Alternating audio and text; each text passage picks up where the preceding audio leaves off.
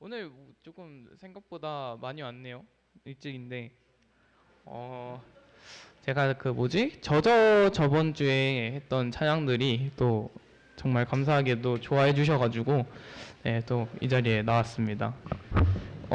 제가 고3이어서 약간 이번이 약간 마지막 인도가 될 수 있을 것 같은데, 정말 약간, 네, 은혜 많았고, 네, 좋았던 시간인 것 같고요. 그리고, 이번 마지막 인도의 메시지도 제가 항상 해온 메시지 있잖아요. 여러분들 아실 분들은 아시겠지만, 주님은 항상 늘 옆에 계십니다.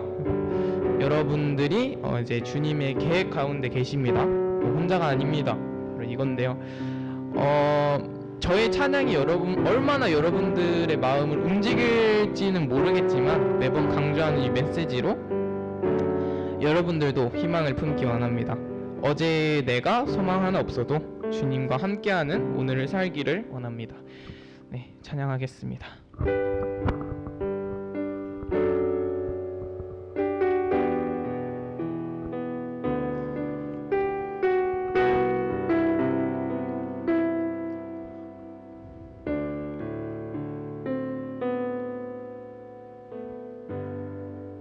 빛이 없는 바다에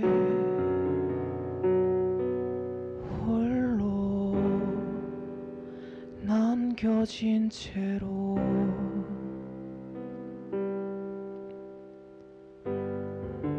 나는 주를 바라네. 예수 내 손 잡아주시네.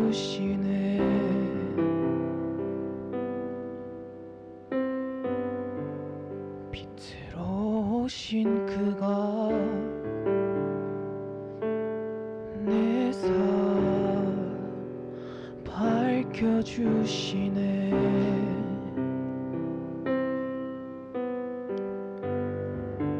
나는 주를 따르리. 내 평생 주 사랑하리라.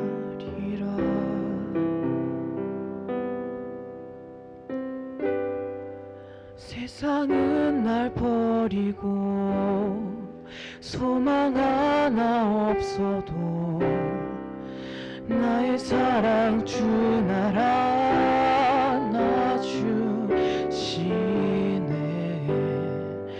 그가 함께 하시니 나는 오늘을 살리. 나의 모든 소망 오직 주 예수. 같이 찬양하겠습니다. 빛으로 오신 그가.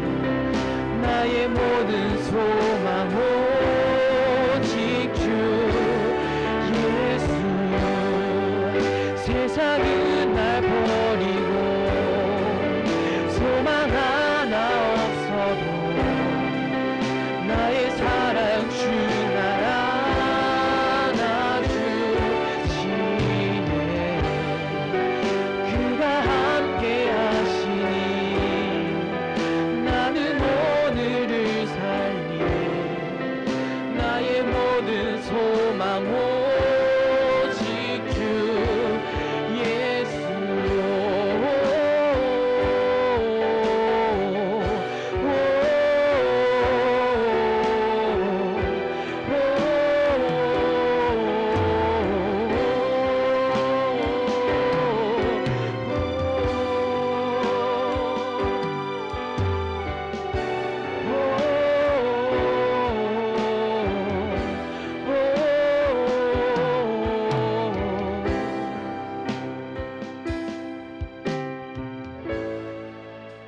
세상은 날 버리고 소망 하나 없어도 나의 사랑 주 날 안아주시네. 그가 함께 하시니 나는 오늘을 살리 나의 모든 소망 오직 주 예수. 네, 감사합니다.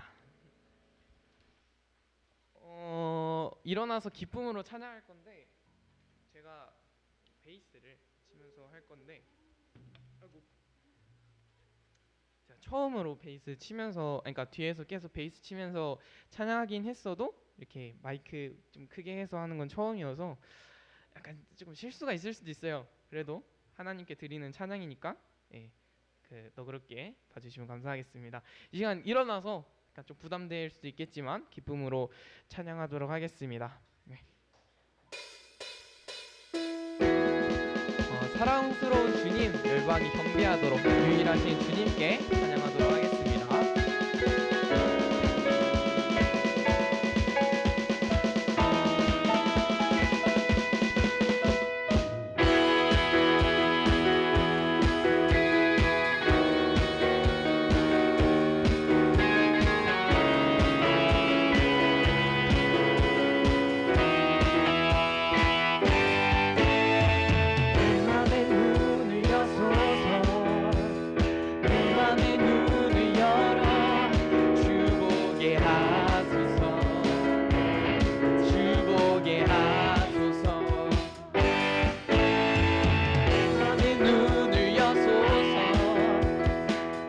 내 눈을 열어 주보게 하소서.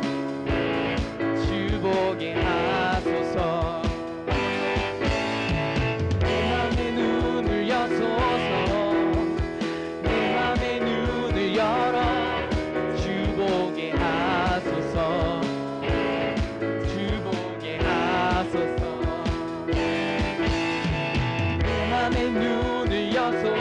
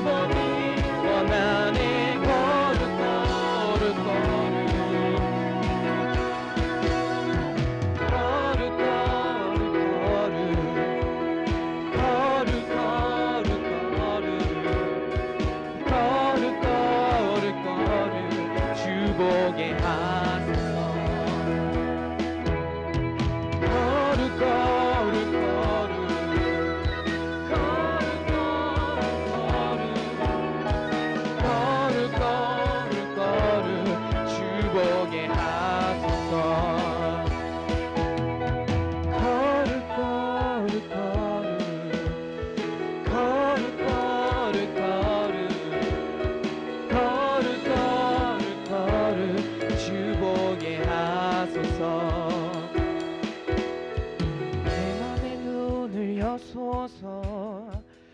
내 맘의 눈을 열어 주보게 하소서. 주보게 하소서. 내 맘의 눈을 여소서. 내 맘의 눈을 열어 주보게 하소서. 주보게 하소서.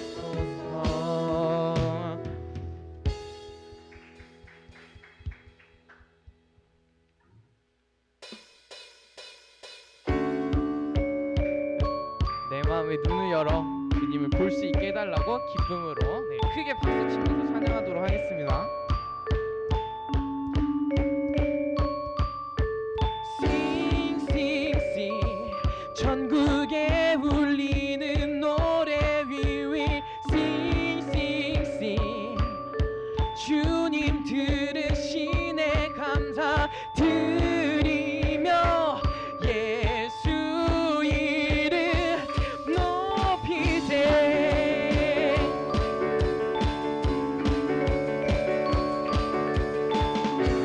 사랑스러운 주님 땅과 하늘 찬양해. 열방이 경배해. 예수님 당신은 주 유일하신 삶의 이유.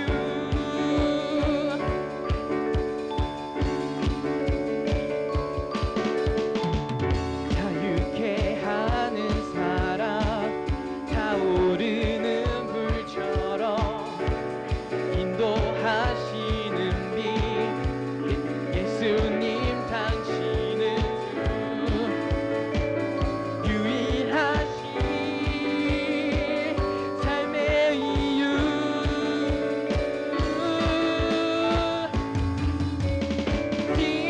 싱싱싱 전국에 울리는 노래 위위 싱싱싱. 주님 들으시네 감사 드리며 예수 이름 높이세.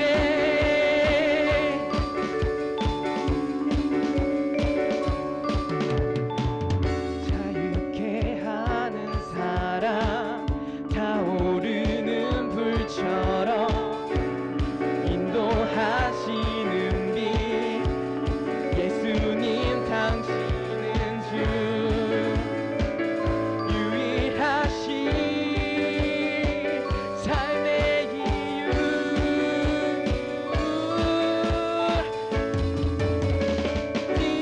싱싱싱 전국에 울리는 노래 위위 싱싱싱. 주님 들으시네 감사 드리며 예수 이름 높이세.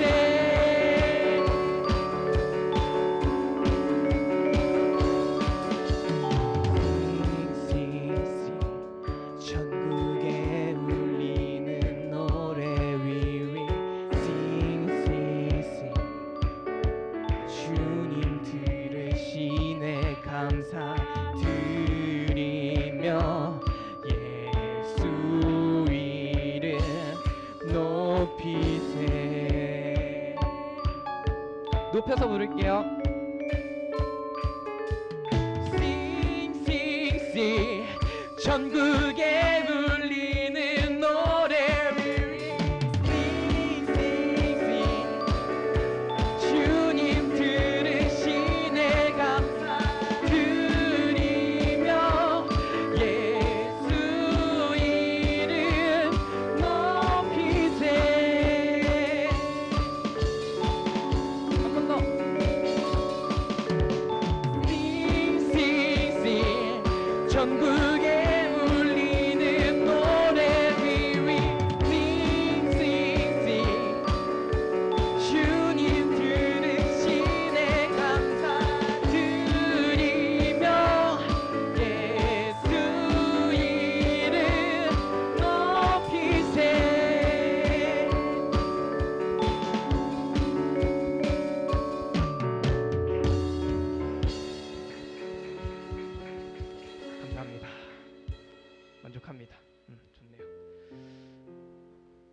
네, 어느새 벌써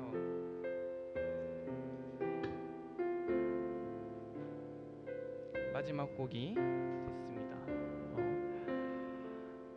그 여러분, 이게 다음 찬양이 광야를 지나며라는 찬양인데 광야가 상당히 이제 횡령하고 외로움만 가득한 곳이에요. 그래서 뭐 처음 본 친구들도 지금 약간 있는 것 같고, 그다음에 이제 교회 온 지 얼마 안 된 친구들도 있는 것 같은데,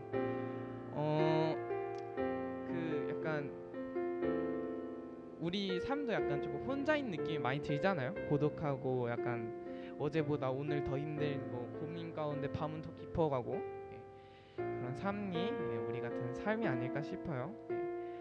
그런 삶 가운데 혼자일 때 그러면 주님이 우리를 봐주시고 계십니다. 주님이 우리 계획 가운데 안내하는 빛이 되어서 우리가 광야를 지나기를 기다리고 계십니다. 같이 광야를 지나며 찬양하도록 하겠습니다.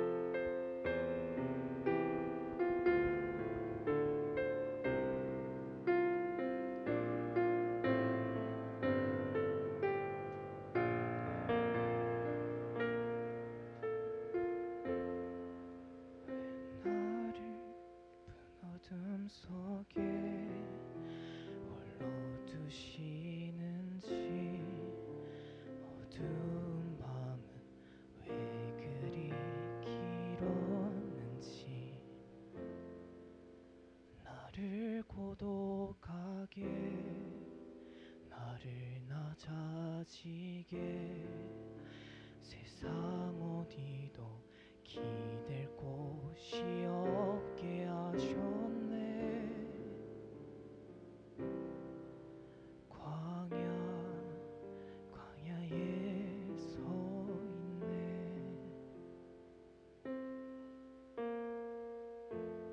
주님만 내 도움이 되시고, 주님만 내 빛이 되시는, 주님만 내 친구 되시는 광야. 주님 손 놓고는 단 하루도 살 수 없는 곳, 광야에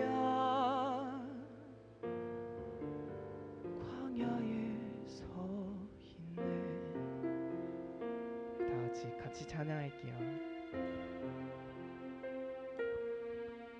왜 나를 깊은 어둠 속에 홀로 두시는지, 어두운 밤은 왜 그리 길었는지, 나를 고독하게, 나를 낮아지게, 세상 어디도 기댈 곳이 없게 하셨네.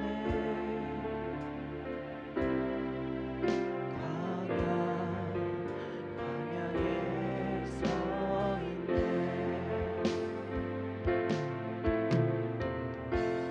주님만 내 도움이 되시고, 주님만 내 빛이 되시는, 주님만 내 친구 되시는 광야.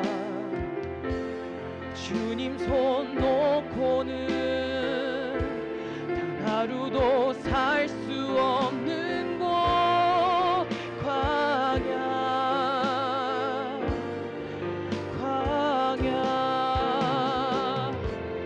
주님만 내 도움이 되시고, 주님만 내 친구 되시네, 주님만 내 친구 되시는 광야.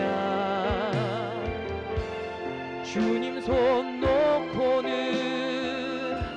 단 하루도 살 수 없는 곳, 광야에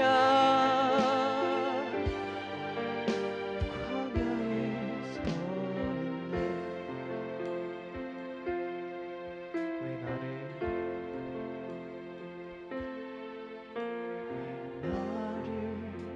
깊은 어둠 속에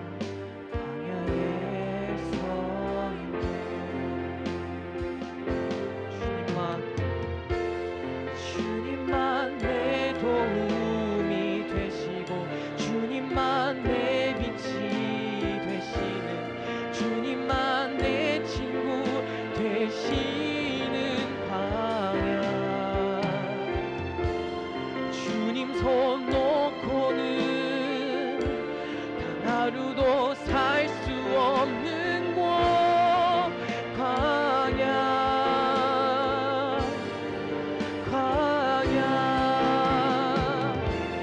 주께서 나를 사용하시려 나를 더 정결케 하시려 나를 택하여 보내신 그곳 광야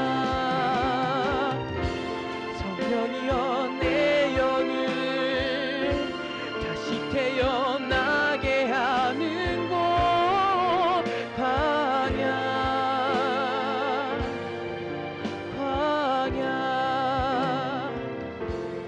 주님만 내 도움이 되시고 주님만 내 빛이 되시는 주님만 내 친구 되시는 광야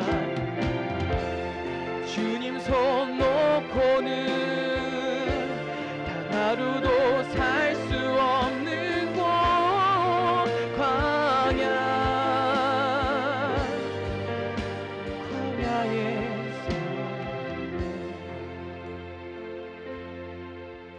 내 자가 산산이 깨지고 높아지려 했던 내 꿈들도 주님 앞에 내어놓고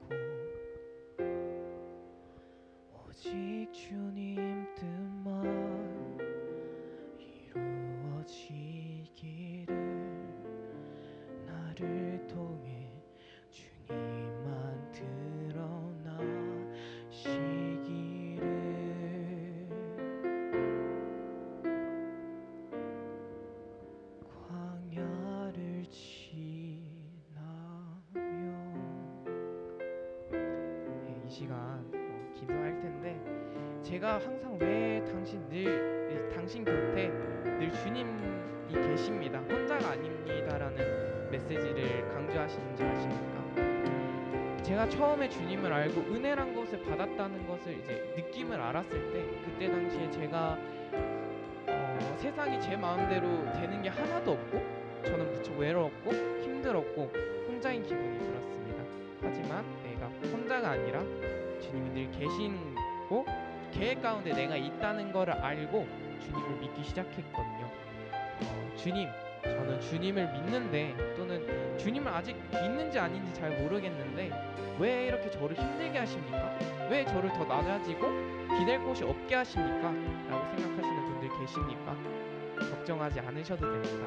여러분들이 주님을 놓지 않는 이상 이 광야 가운데 힘든 삶 가운데 주님께서 우리 광야의 길을 잃지 않도록 항상 안내하는 빛이 되어 계획 가운데 안내해 주실 것을 믿습니다. 주님, 제발 주님을 믿게 해주세요. 제가 외롭고 지치고 쓰러질 때도 주님과 함께 하심을 믿게 해주세요 라고 우리 함께 기도하도록 하겠습니다. 기도하겠습니다.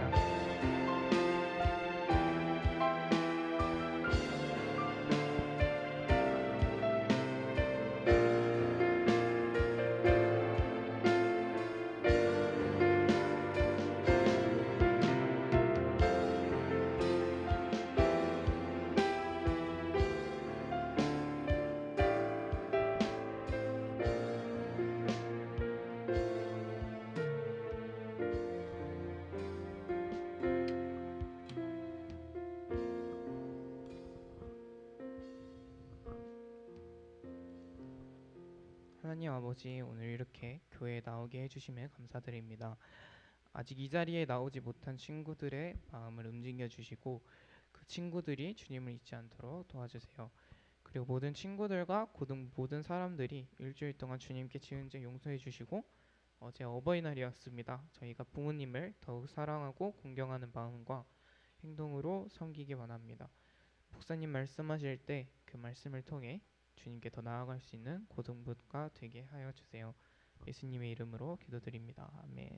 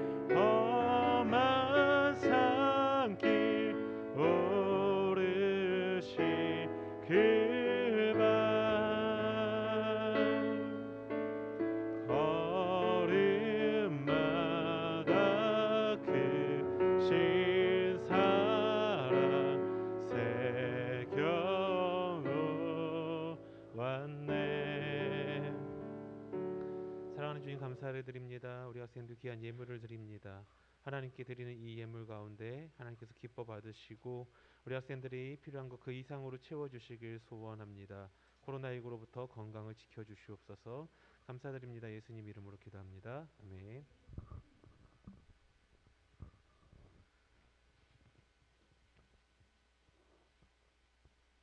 자, 오늘 볼 말씀은 에스라 10장 1절에서 4절 말씀입니다. 에스라 10장 1절에서 4절 말씀. 3절이네요. 10장 1절에서 3절 말씀. 네, 에스라 10장 1절에서 3절. 자, 앞에 화면을 보고 같이 한번 읽어보도록 하겠습니다. 여러분들이 한 절, 제가 한 절, 그래서 3절은 같이 읽도록 할게요. 먼저 여러분들이 읽도록 할게요. 시작.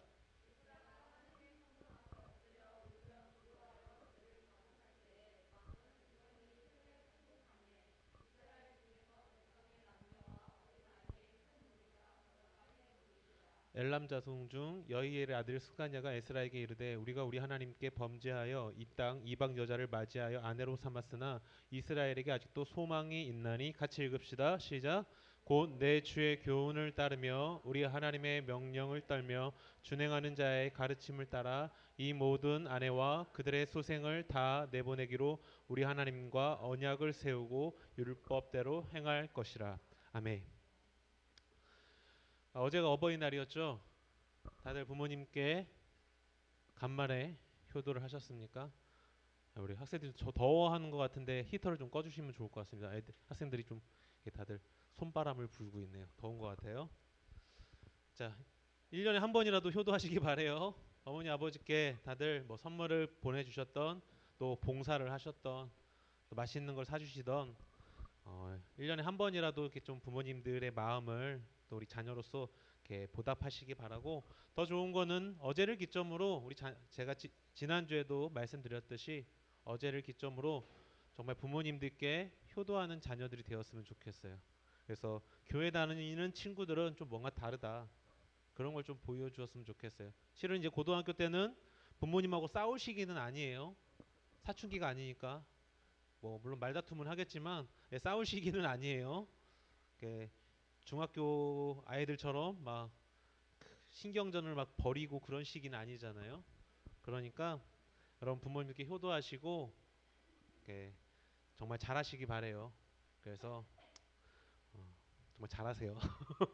이 말밖에 할 게 없네요. 부모님께 정말 효도하시고, 특히 우리 고3 학생들 이제 수능 준비하고 대학 준비한다고 완전 신경이 굉장히 예민해 있을 텐데 그래도 잘하시기 바랍니다. 자, 오늘 말씀은요 에스라 10장 1절에서 3절 말씀을 가지고 우리가 함께 나눠보려고 해요. 그래서 제목에 보면은 그럼에도 불구하고 소망이 있습니다 라는 제목으로 함께 나눠볼 텐데요. 인간은 완벽한 사람은 없어요. 아무리 세상에 뛰어난 사람도 불완전합니다. 그래서 아마 여러분들도 마찬가지겠죠. 그래서 우리가 흔히 하는 실수들 중에 굉장히 많은 실수를 하지만 대표적으로 우리가 말의 실수를 굉장히 많이 하죠. 그래서 이 말은 좀 하지 말걸, 이런 말은 좀 조심할 걸, 이 말 한마디를 잘못해서 친구와의 관계가 깨지기도 한 경우도 많을 것이고요. 또 이 말 한마디를 잘해서 또 친구와의 관계가 회복되기도 한다는 거죠. 저도 이제 가정 생활을 하면서 아내와 대화를 하다 보면 정말 사소한 걸 가지고 다투게 되더라고요. 뭐 큰 일 갖고 다투는 게 아니라 사소한 말 한마디, 그 말 한마디로 다투게 되더라고요. 그러니까 우리나라 속담에도 그런 말이 있잖아요. 말 한마디에 천냥빚을 갚는다. 그런 말이 있듯이 정말 말 한마디 한마디가 어떻게 보면은 누군가에게는 굉장히 좋은 말이 되지만 또 누군가에게 상처가 되는 말. 근데 우리는 누군가에게 좋은 말을 하기보다는 주로 상처가 되는 말들을 많이 하죠. 특히 막 뒤에서 뒷담화 많이 하고 그런 거 굉장히 많이 하잖아요.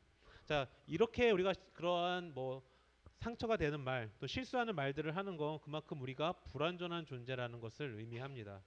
그럼 비단 우리가 말만 실수합니까? 아니죠. 때로는 우리의 행동으로도 실수할 수가 있어요. 이런 행동을 하지 말았어야 되는데, 이런 경우들이 있고요. 때로는 잘못된 생각과 잘못된 판단으로 이런 실수를 하기도 한다라는 것입니다. 즉 인간이 실수라는 걸 한다. 이거는 다르게 얘기하면 인간이 완전하지 않기 때문에, 불완전하기 때문에 인간은 누구나 이런 실수를 할 수밖에 없는 것입니다. 자, 인간의 이러한 불완전함, 이러한 실수는 우리의 믿음 생활에서도 동일하게 드러나요. 교회를 다닌다라는 것은 주일날 아침에 교회를 온다라는 것이 아니에요. 정확하게는 교회를 다닌다는 것은 예수를 믿는다는 의미예요. 정확하게는. 그리고 그 예수를 믿는다는 것은 그냥 예수를 믿고 끝나는 것이 아니라 예수를 믿고 예수님의 삶을 살아가는 것을 의미합니다. 즉 우리가 학교에서 저는 기독교인입니다 말할 때는 순수하게 썬데이 크리스찬을 의미하는 것이 아니라 나는 예수를 믿고 그 예수처럼 살 것입니다라고 고백하는 것을 의미해요. 그런데 문제는 많은 그리스도인들이 예수를 믿는다고 교회를 다닌다고 얘기하지만 그렇게 살지 못하고 있다라는 거죠. 저도 마찬가지예요. 저도 목사지만 남들 앞에서는 여러분 앞에서는 강단에 서갖고 굉장히 모든 걸 말씀대로 사는 것처럼 얘기하지만 저도 그러지 못한다라는 것입니다. 그거는 여러분도 마찬가지일 것이에요. 우리는 그리스도인으로서 우리의 삶의 룰이 되는 하나님 말씀을 지키며 살아야 하는데 실은 그 말씀대로 살지 못한다라는 거예요. 왜입니까? 성경은 그렇게 가르쳐요. 하나님의 자녀가 하나님 말씀대로 살지 못하는 것은 바로 인간에게 죄성이 있기 때문에 그렇다. 모든 인간은 아담이 가지고 있는 원죄라는 것을 가지고 태어나기 때문에 그 원죄로 인해서 우리가 죄를 지을 수밖에 없다. 다르게 얘기하면 하나님 말씀에서 떠날 수밖에 없다라고 가르쳐요. 즉 이렇게 우리가 죄로 인해서 하나님 말씀을 지키지 못하는 이유는 바로 우리가 불완전하기 때문에 그런 거죠. 우리 또한. 자, 비록 우리는요 머리로는 하나님 말씀대로 살아야 된다라는 걸 알아요. 교회 다니면 착한 행동하고 착한 일하고 하나님 말씀대로 살아야 된다는 것을 알지만 실제 우리 삶은 그렇게 하기가 너무 힘들다라는 것입니다. 그런데요 이러한 우리 그리스도인의 삶의 모습이 우리만 그런 것이 아니라 성경의 가장 위대한 사람이라고 말하는 바울이라는 사도도 이렇게 고백을 해요. 내 마음에는 내 머리로는 하나님의 말씀을 따라야 한다라는 걸 알고 있어. 근데 내 마음에 또 다른 하나의 법이 있단다. 근데 그 법이 뭐냐면 죄를 짓고 싶어하는 마음이 있어. 그래서 하나님의 마음과 죄를 짓고 싶어하는 마음이 서로 막 싸우는데 어떨 때는 하나님의 마음이 이기는데 어떨 때는 죄를 짓고 싶은 마음이 이겨서 내가 자꾸 죄를 짓는구나 라고 사도 바울이 그렇게 얘기해요. 우리가 그렇게 성경에서 그렇게 존경하는 사도 바울이라는 사람도 우리랑 똑같았어요. 항상 그의 마음에는 머리로는 하나님 말씀을 지켜야 되는데 실제로는 말씀을 지키지 못할 때가 너무나도 많았다라고 얘기합니다. 그래서 바울이 로마서에서 이렇게 얘기를 합니다. 내가 속사람으로는 내 마음으로는 하나님의 말씀을 지키고 따르려고 하는데 내 마음에 또 다른 법이 있어요. 또 다른 법, 죄를 짓고 싶어하는 법이 있다라는 거예요. 그래서 내 마음의 법과 싸워 내 지체 속에 있는 죄의 법으로 나를 사로잡는다. 쉽게 얘기하면 하나님의 말씀과 죄를 짓고 싶어하는 마음이 서로 싸우다가 죄를 짓고 싶어하는 마음이 이길 때가 있다라는 거예요. 자기 마음에. 그래서 바울이 이렇게 얘기하죠. 오호라 나는 공고한 사람이다. 난 매일 이렇게 죄를 짓는 사람이다. 예수의 십자가의 은혜 아니면 난 살 수 없구나 라고 고백을 하는 거예요. 마찬가지입니다. 우리 또한 머리로는 알잖아요. 교회 여러분들 중에 교회 1, 2년 다닌 친구들은 몇 명 없을 것입니다. 특히 지금 오늘 이 코로나 시기에 예배의 자리에 나온 친구들은 교회를 최소 10년 이상을 다닌 친구들이 태반일 거예요. 그럼 그 친구들은 이미 하나님 말씀이 어떻게 살아야 된다는 거 어느 정도 가이드라인은 다 되어 있습니다. 다 알고 있어요. 근데 지키지 못하는 건 바로 우리 안에 죄가 있기 때문에, 죄의 유혹이 있기 때문에. 우리의 그게 본성이라고 해요. 본성. 인간이 죄를 짓는 거는 본성이라고 성경은 얘기합니다. 그런데요, 오늘 본문에 보니까 이 그리스도인이 이렇게 죄악 속에 있다 할지라도 소망이 있다라고 얘기를 해요. 소망이. 오늘 본문에 보면은 그래서 그리스도인이 비록 죄 가운데 있다 할지라도 실은 죄라는 것은 잘못을 저지른 거죠. 잘못을 저지르면 그 저지른 대가로 매를 맞든지 혼이 나야 돼요. 근데 오늘 성경에 보면 너희가 죄를 범했어도 그럼에도 불구하고 너희에게 소망이 있다라고 오늘 말씀이 얘기해 줍니다. 자, 그게 무슨 내용인지 오늘 본문을 통해서 볼 텐데요. 오늘 본문은 하나님께서 이 이스라엘 백성들이 광야에서 사막에서 40년간 배회할 때 그 젖과 꿀이 흐르는 어떻게 보면은 파라다이스예요. 유토피아 같은 그 가나안 땅을 들어가라고 말씀하실 때 하나 말씀하신 약속이 있어요. 무엇이냐? 너는 이스라엘 백성들아 그 가나안 지역의 다른 민족들과 서로 결혼을 하지 마라. 이걸 통혼이라고 얘기를 해요. 그러니까 쉽게 얘기하면 이거예요. 한국인은 한국인들끼리만 결혼하고 일본인, 중국인, 미국인하고 결혼하지 말라. 쉽게 그냥 비유적으로 얘기한 거예요. 이렇게 얘기한 거예요. 히브리인들은 히브리인들하고만 결혼을 하고 다른 이방인 민족들하고 결혼하지 마. 왜 그렇게 말씀하셨냐면은 당시 사회는 다른 민족과 결혼을 한다라는 건 그 다른 족속들이 믿고 있는 이방 신들을 함께 데리고 오는 거예요. 그러니까 하나님은 하나님도 믿고 이방 신도 믿는 걸 원치 않으셨던 거예요. 그래서 이방 민족과 결혼을 하지 말라고 얘기했습니다. 그런데 이스라엘 백성들이 지금 그러한 하나님의 말씀을 어기고 그러한 통혼의 죄를 저지르고 있다는 거예요. 하나님이 분명히 그렇게 하지 말라 그랬는데 그들이 지금 그러한 죄를 짓고 있었다라고 성경은 얘기합니다. 그래서 에스라 10장 2절에 이렇게 얘기하죠. 우리가 우리 하나님께 범죄하여 이 땅 이방 여자를 맞이하여 아내로 삼았다. 자, 이 사실을 알게 된 에스라가요 마음이 너무 아팠습니다. 왜 아팠느냐? 단순하게 이방 민족 여자와 결혼해서 아픈 게 아니에요. 이스라엘 백성들이 40년간 사막에서 헤매고 나서 드디어 가나안 땅에 들어갔어요. 하나님이 젖과 꿀이 흐르는 가나안 땅에 복을 주셨어요. 그런데 그들이 다시 바벨론의 포로로 잡혀가요. 왜 포로로 잡혀갔냐면 성경은 그렇게 얘기해요. 가나안 땅에 들어간 이스라엘 백성들이 하나님 말씀을 지키지 않고 어겼다. 죄를 지었다. 그 결과 하나님이 그 죄의 대가로 바벨론의 포로가 되게 하셨다라고 얘기를 해요. 즉 이스라엘 백성들이 하나님 말씀을 어기고 죄를 지어서 이스라엘 백성들이 70년간 다시 바벨론의 포로 생활을 해요. 그런데 하나님께서 그들이 그 잘못을 저질렀음에도 용서를 해줘요. 그래서 바벨론에 강제로 이주한 이스라엘 백성들을 일부를 다시 그들의 고향인 예루살렘으로 귀환을 시켜줘요. 그리고 귀환시킨 그 사람들에게 또 한 번의 은혜를 베풀어 주셔서 그들이 예루살렘 성전을 지을 수 있도록 도와주셨다라는 거예요. 자, 이 예루살렘 성전을 짓는다는 건 히브리인들에게는 특별한 의미를 가지고 있어요. 어떤 의미냐? 예루살렘 성전을 짓는다는 건 하나님이 이제 너희한테 더 이상 심판을 행하지 않고 너희를 회복시키겠다. 너희가 하나님을 떠나서 내가 너희를 심판했는데 이제 봐주고 다시 너희를 가나안 땅에 들어갔을 때 그때처럼 행복하게 해주겠다고 약속하고 있는 거예요. 자, 그렇게 하나님이 은혜를 베풀어 주셨는데 오늘 이스라엘 백성들이 성전을 짓고 나서 다시 죄를 지었다라는 것입니다. 자, 그 상황을 보니까 에스라가 가슴이 너무 아팠던 겁니다. 그래서 에스라가 큰 슬픔에 빠져서 그가 이제 이렇게 행동을 해요. 에스라 9장 3절과 4절 보시면 내가 그 소식을 듣고 속옷과 겉옷을 찢고 머리털과 수염을 뜯고 기가 막혀 앉았다. 오늘 이 표현은 성경에서 종종 나오는데 히브리인들이 너무 슬플 때 하는 행동들이에요. 속옷과 겉옷을 찢고 머리털과 수염을 뽑는다, 뜯는다.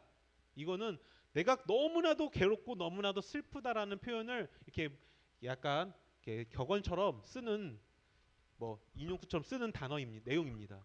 그러니까 너무나도 슬프다라는 거예요. 이스라엘 백성들이 죄를 지으면 안 되는데 지금 하나님께 은혜를 받았음에도 불구하고 또 죄를 지어서 내가 너무 아프다, 마음이 아프다라는 걸 얘기하고 있는 거예요. 그래서 4절에도 이렇게 얘기하죠. 내가 뒷부분 보세요. 내가 저녁 제사 드릴 때까지 기가 막혀서 앉아 있었다. 이스라엘 백성들의 죄악에 대해서 이 에스라가 너무 어이가 없고 너무 마음이 아파서 그곳에 가만히 앉아서 울면서 가만히 있었다라는 거예요. 너무 속이 상해서. 하나님께서 너희에게 그렇게 큰 은혜와 복을 주셨는데 왜 너희는 그걸 모르고 자꾸 죄를 짓느냐. 마찬가지죠. 여러분의 부모님이 여러분에게 너무나도 큰 사랑을 보내주셨잖아요. 근데 왜 우리 자녀들은 그걸 모르잖아요.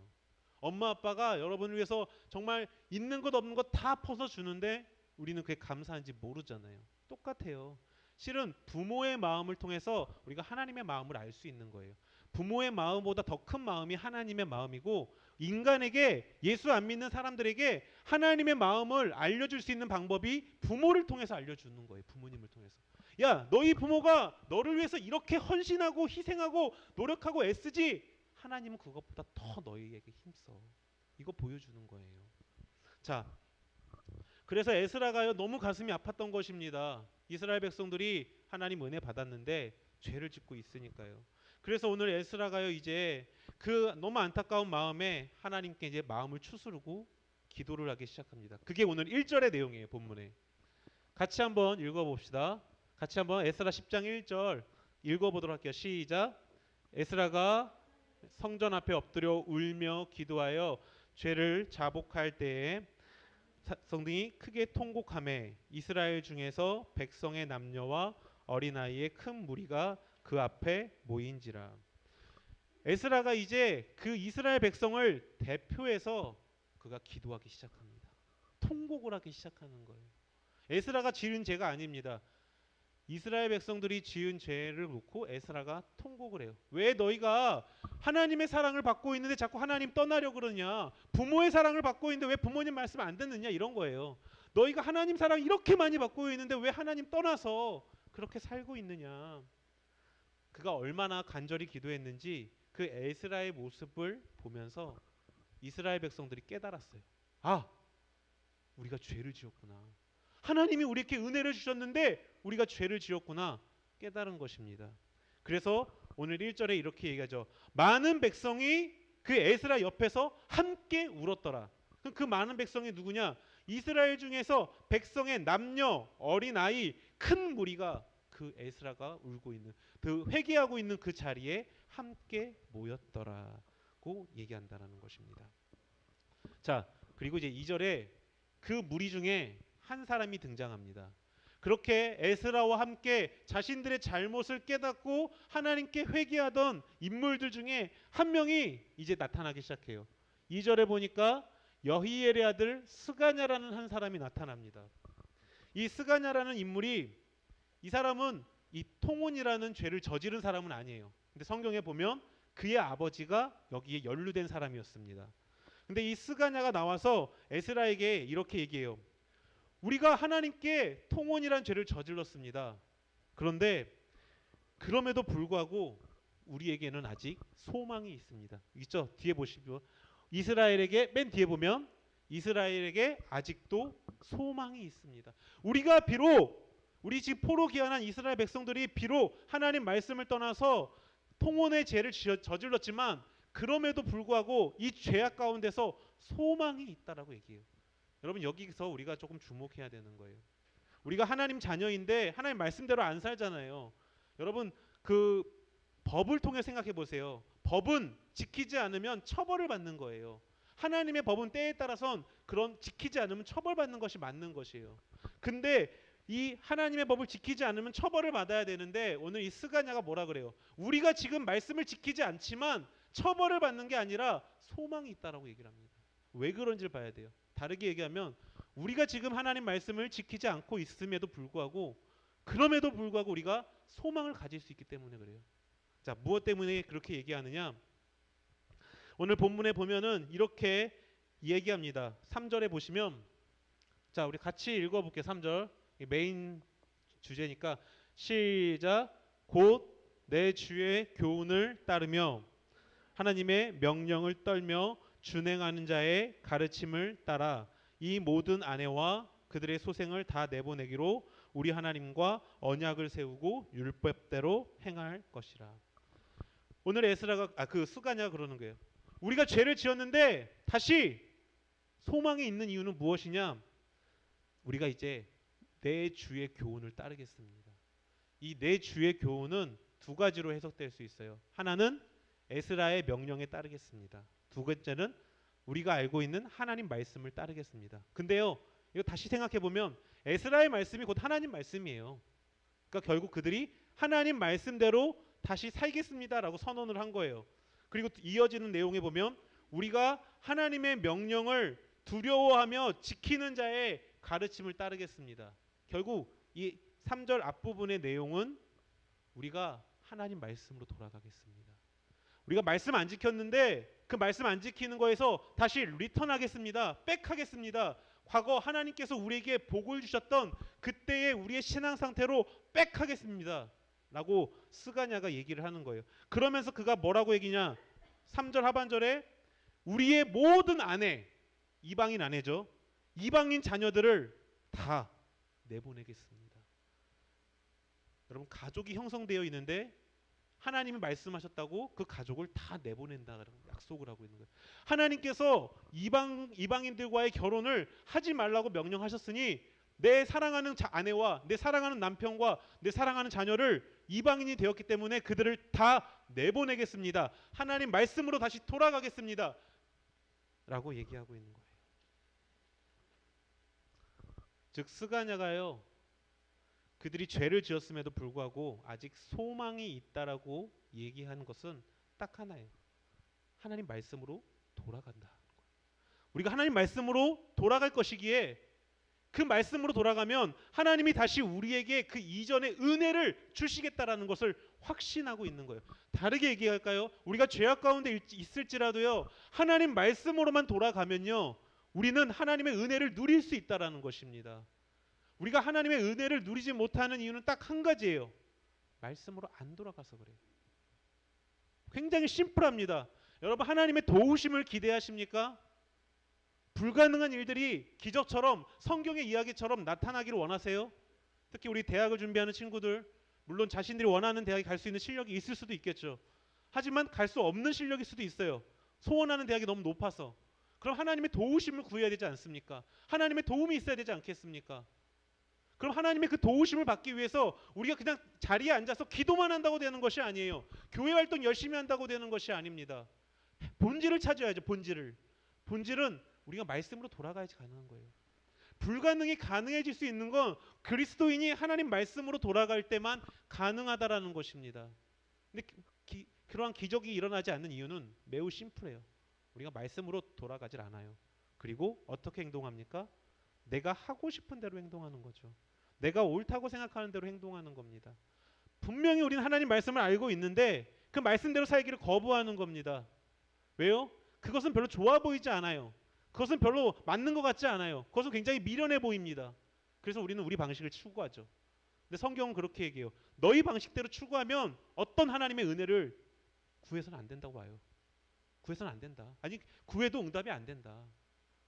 하나님의 은혜를 정말 누리려면 우리가 말씀으로 돌아가야 돼요. 원래 본질로 돌아가야 하는 거예요. 그래서 시편 기자는 이렇게 얘기를 합니다. 주의 말씀은 내 발의 등이요 내 길의 빛이니다. 하나님의 말씀이 우리의 앞길의 등불이 되고 가는 길을 밝히 비춰주는 빛이 된다는 거예요. 여러분, 지금은 그 길마다 가로수가 있어서 이렇게 길이 밝지만 우리 시골만 가보셔도, 여기서 시골이라는 건 뭐 경기도권이 아니에요. 정말 막 전라도, 경상도 시골에 가잖아요. 그럼 가로등이 없는 지역들이 있어요. 밤에. 그런데 가보면은 정말 이런 사소한 휴대폰 등불 하나가 굉장히 귀하다라는 걸 깨닫게 됩니다. 자, 그런데 오늘 성경 시편 기자가 뭐라 그래요? 하나님의 말씀이 그 어두컴컴한 가운데 내 발에 등불이 될 수고 내가 가는 길에 빛을 비춰준다라는 거예요. 그것이 무엇입니까? 말씀을 우리의 기준으로 삼고 우리가 말씀으로 돌아가야 된다라는 거예요. 말씀으로 돌아가면 하나님의 은혜가 우리의 삶을 지켜주신다라는 거예요. 여러분의 인생을 책임져 주신다라는 거예요. 여러분이 정말 그리스도인이고 하나님을 진짜 신뢰한다면, 그리고 하나님의 은혜를 받기를 소원한다면 한번 테스트를 해보셔야 돼요. 내가 말씀으로 갔을 때, 말씀대로 살았을 때 진짜 하나님이 일하시는지, 아니면 저기 앞에 있는 황 목사가 개 구라를 치고 있는 건지 트라이를 해봐야 될 거 아니야. 테스트를 해봐야 될 거 아닙니까? 이게 진짜인지 가짜인지. 근데 우리는 테스트를 안 하죠. 진짜 내가 말씀대로 갔을 때 하나님의 기적이 일어나는지를 테스트를 안 해요. 왜? 내 생각이 더 강하니까. 근데 성경은 그렇게 얘기하는 거예요. 테스트를 하라고요. 하나님 말씀대로 살아보라고요. 불가능한 것 같은데 믿고 맡기고 말씀으로 돌아가 보라고요. 우리 삶의 기준을 말씀으로 세워보라고요. 어떤 기적이 일어나는가 보라는 거예요. 어떤 기적이 일어날 수 있는가 기대해 보라는 거예요. 그 기적이 일어나지 않으면 하나님 믿지 마요. 하나님 살아 계셔요. 살아 계신단 말이에요. 근데 왜 안 살아 계시는 것처럼 보이느냐? 우리가 말씀으로 안 돌아가기 때문에 그래요. 머리로만 돌아가고 마음으로는 안 돌아가고 행동으로 안 돌아가기 때문에 그렇다는 것입니다. 여러분 16세기에 여러분들이 그 유럽에서는 종교 개혁이라는 것이 일어났습니다. 이 종교 개혁의 모토가 무엇인지 아마 이제 세계사를 공부한 친구들은 알 것입니다. 종교 개혁의 모토는 Back to the Bible이었습니다. 성경으로 돌아가자. Returning to the Bible. 성경으로 되돌아가야 된다. 딱 그게 하나의 모토였어요. 그 당시 중세 시대에 이 로마 카톨릭 교회가 굉장히 부패했습니다. 그래서 여러분이 알다시피 로마 카톨릭 교회에서 뭘 발행하죠? 면죄부를 발행합니다. 면죄부. 이 면죄부를 발행하며 너희가 이 면죄부를 살 때 그 헌금함이죠. 헌금함에 땡그랑 동전 하나 떨어질 때 너희는 지옥에서 천국으로 가게 될 것이다. 이게 교황들이 가르쳤던 교리였어요. 그러니까 면죄부를 엄청 팔아제꼈어요. 근데 그게 성경의 가르침이 아니었단 말이에요. 그래서 깨어있는 신학자들이 어떻게 저것을 탈출할까 하다가 마틴 루터라는 사람이 그것을 참지 못한 거예요. 그래서 야밤에 몰래 숨었어요. 몰래 숨어갖고 자기가 쓴 95개조 방방문, 로마 카톨릭이 지금 죄를 짓고 있다라는 95개조 반대문을 비텐베르그 강당 성당에다가 몰래 붙이고 도망갔대요. 그러니까 우리가 알기로는 막 마틴 루터가 막 여러분들 이게 타락했습니다 이게 아니야. 이 루터도 쫄보였어요. 그래서 몰래 들어가갖고 몰래 붙이고 몰래 나왔는데 문제는 그 95개조 반박문이 종교개혁이라는 그 시발점을 일으킨 원인이 되었다는 거예요. 뭐예요?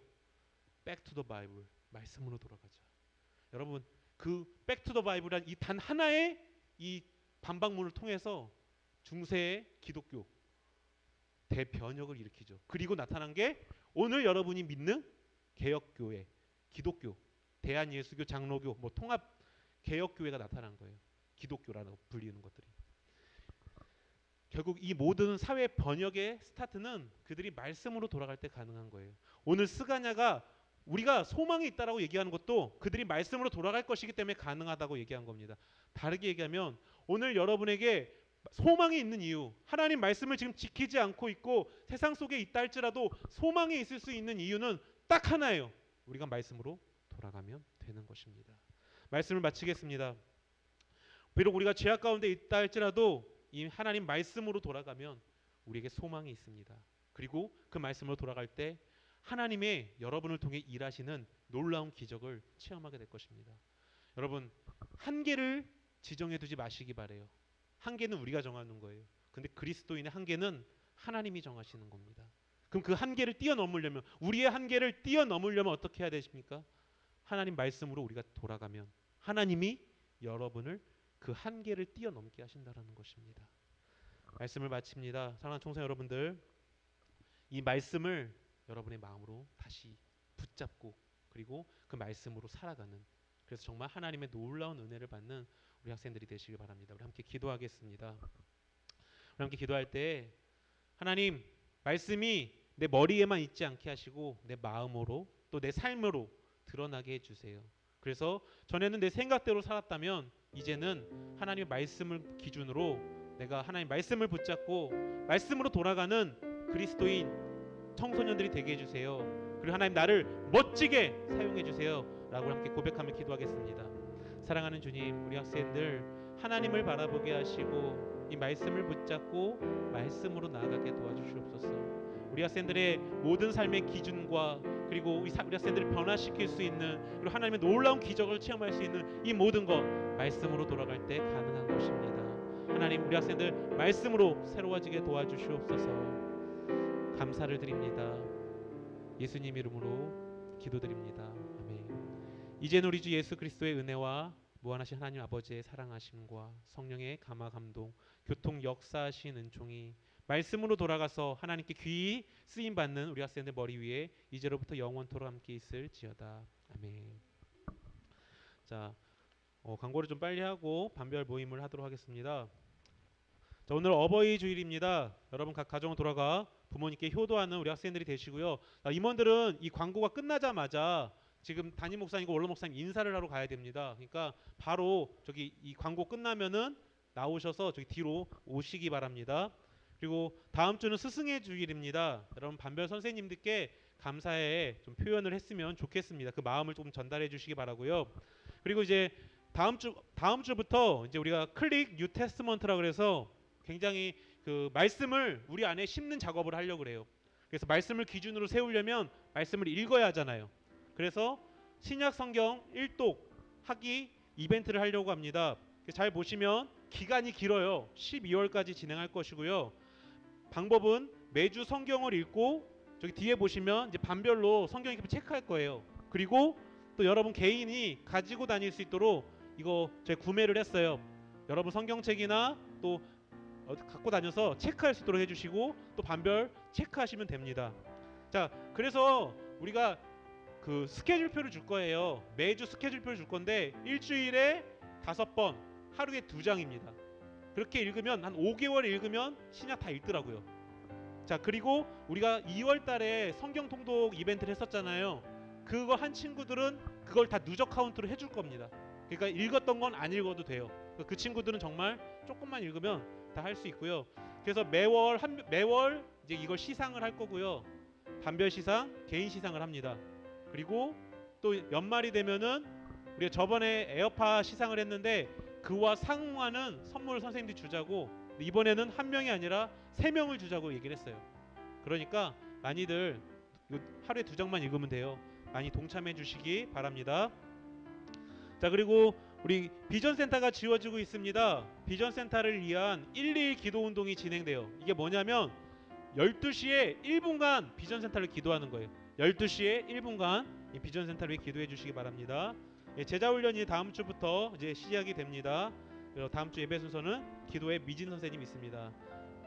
각각 반별로 모임해 주시고 임원들은 구임원들과 신임원들은 바깥에 나와서 바로 목사님께 올라가도록 하겠습니다. 반별로 모임 부탁드리겠습니다.